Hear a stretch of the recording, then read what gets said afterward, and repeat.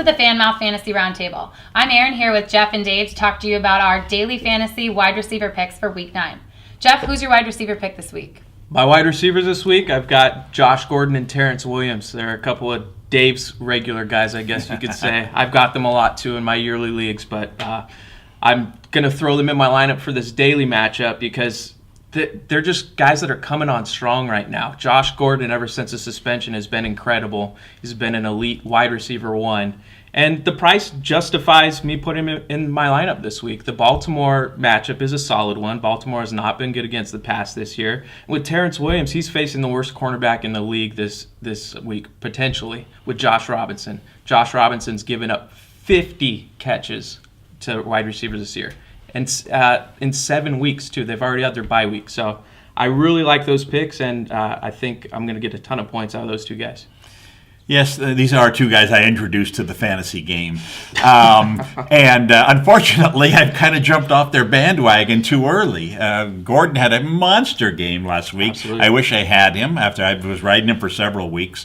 And Williams, I agree with what you said there. I mean, I happen to like Des Bryant this week for other reasons. But, you can't argue with Williams. Every week is putting up decent numbers. And until Austin comes back, I see no reason that I think that's going to change. Yeah. So I like those picks. I'm not crazy about the Baltimore matchup for Gordon. You seem to think that Baltimore is not that great a pass defense. I think they're a little better than you think. But like I said, Gordon's done very well, and I don't know if the matchup really matters. Who are your wide receiver picks this week? Well, I've got 3 of them. I've got Des Bryant, as I talked about. He's the highest priced wide receiver. He's one of my, along with Breeze, my 2 high priced guys. Andre Johnson, I'm throwing in the lineup this week as a guy who's slipping down the ladder, but I think reason to believe he's going to do better short term, maybe long term for the rest of the season. And Dexter McCluster is my sleeper pick of the week. Obviously, I'm running out of money there, my flex position, but there's a reason for me to believe that he's going to do well as well. I'm going to focus here for a minute on Bryant, even though he's the easiest choice.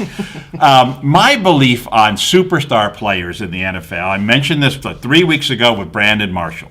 When superstar players come out angrily and start ripping their quarterback, ripping their team, that team goes out of its way to make the guy look good in the next game.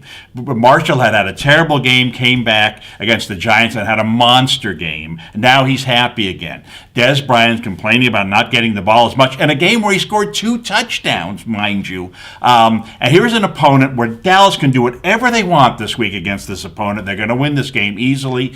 There's all the more reason for them to say, you know what, let's make Des Bryant happy because we can. Let's throw him the ball 10 times. Let's let him get his 3 touchdowns, 125 yards, and all will be forgotten. Well, yeah, I mean, that was a misconception about what Des was saying on the sidelines, but then the NFL released the audio from that game, and he wasn't complaining, saying, get me the ball. He was telling Romo, look, we've got this route open. We're the best in the league at doing that. Let's throw more of those routes. It was actually very positive what Des was saying. So I think that is the wrong reason to throw him in your lineup. Also, you've got guys like Hakeem Nicks this year who complained that he didn't get the ball, and what happened the next game? He got 1 catch. I think I said superstar players, not run of you. A lot of guys complain in the NFL. Well, Kenny Britt has been complaining all season too. I'm not about to put him in my lineup. Nick's been in the Pro Bowl, right? I mean, he's not a superstar. Oh, I wouldn't put him in that category. No. But anyway, yeah. So Andre Johnson, McCluster, those are couple more questionable picks, I would say. With the Des Bryant one, I'm not arguing the pick. I'm just arguing how you got there. But with Andre Johnson,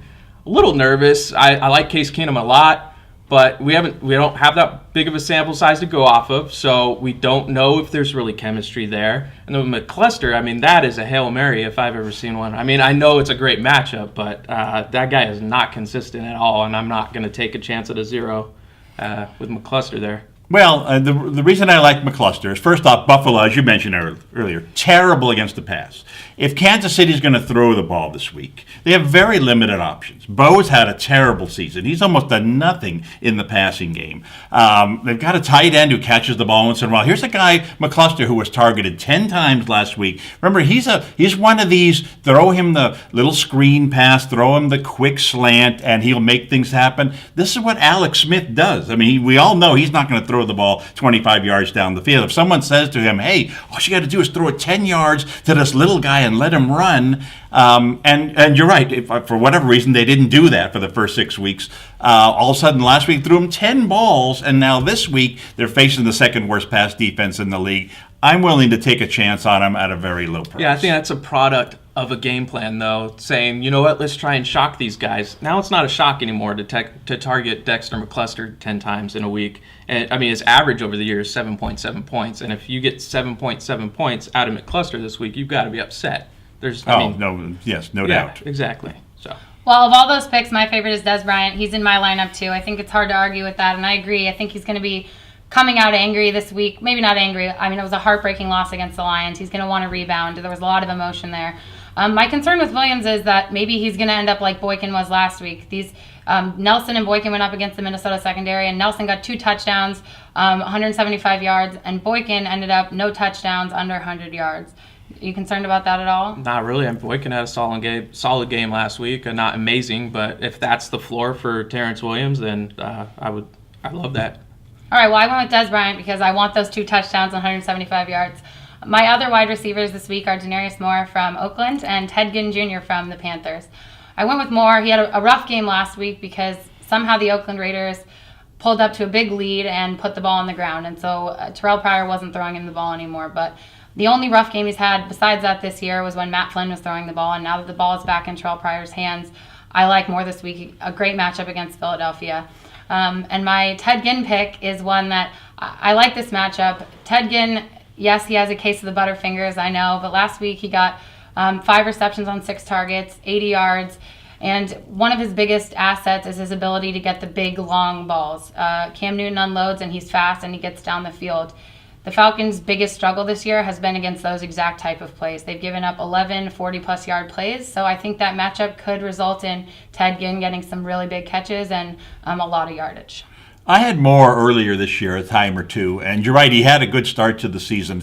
He was also a low-priced receiver. He's one of these guys now that's worked his way up the charts, and I'm not really sure why. I mean, this is an Oakland team that's been running the ball more lately, and like you talked about earlier with Matthews, to me, what's going to dictate fantasy values in this game is who's going to win this game. And can Oakland get ahead again and just give the ball to McFadden 15, 20, 25 times and not throw the ball to Moore all day? I mean, Philadelphia's played very poorly in recent weeks. They don't have their starting quarterback. When we saw Foles playing, he was terrible. We know they have no other option to that. That was my biggest concern, is that here's another game, that Oakland could get ahead and run. So I don't know. I want no part of Moore at that price, especially. Yeah, my problem is just your lineup construction, and that you have this many boomer bust type guys. I see Denarius Moore as a boomer bust type guy, Ted Ginn as a boomer bust type guy, and then we'll get into your tight end a little bit later as a boomer bust type guy. So the problem is throwing 3 of those guys in there. You need 2 of them to have pretty solid games, and there's probably a 50-50 chance that they're not. So, I mean, it's just too much risk for me for those kind of guys. When you've got Denarius Moore, you're paying 9 to 10% for. There's plenty of guys in that area that you can lock down a consistent player and then take the chances with the cheap guys, the $5,000 guys. I like the momentum they have coming off of their win last week. I think without Matt Flynn, that was his worst week, was when Matt Flynn was throwing the ball. Now, Terrell Pryor is going to get the ball to him. Terrell Pryor's been playing well. And this Philadelphia matchup, it's not bad enough that it's going to be so one-sided they're going to keep it on the ground. You have LaShawn McCoy this week. I think they're going to put up points and keep it relatively close and keep the ball in the air. And so I like Denarius Moore. I agree that Ted Ginn is definitely a boomer bust kind of guy, but I have a little more confidence in Moore. Those are our wide receiver picks this week.